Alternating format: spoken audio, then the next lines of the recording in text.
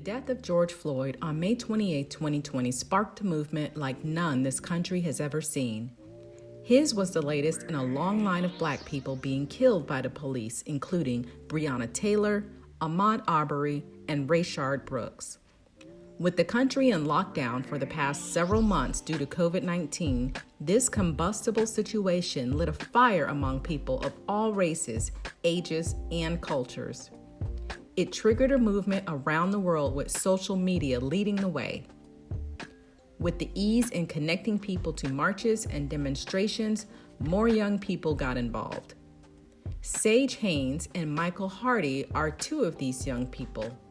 They are both alumni of the historic African American group Jack and Jill, which provides social, cultural, educational, and civic opportunities. Sage is a rising sophomore at Howard University, and Michael is a rising sophomore at University of Pennsylvania.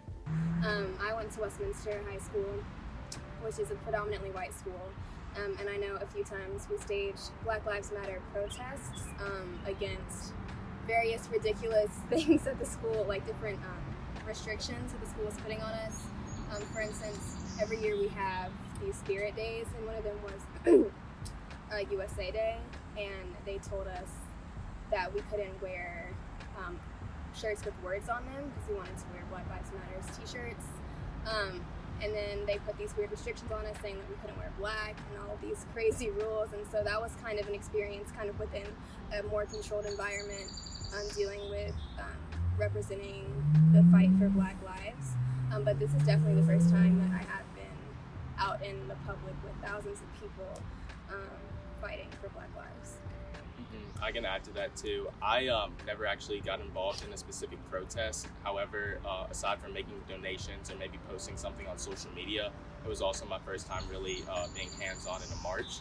And I knew I wanted to get involved with everything that's happening, and that's why I decided to help organize a march and get involved in it and try to really make a change with the Black Lives Matter movement. That's a good point he said about social media. I think a lot of people in our generation have participated in social media activism for a majority of our young adult lives. The march was held last June in the Buckhead community, and it was a march towards from West Basic Shopping Center to the Governor's Mansion. And essentially what we wanted to do was bring a march to the Buckhead community. You see a lot of the times that these marches are held either downtown or either at Lenox Mall, and not really at the forefront of a lot of impactful people in society. And so when we brought it to those doors, you see these are people you've gone to school with, people who spend the night at your house, people who are part of your community are fighting for this change, and it makes it easier for people in that community to get involved. I want to instill or leave a legacy of fearlessness and also extreme pride.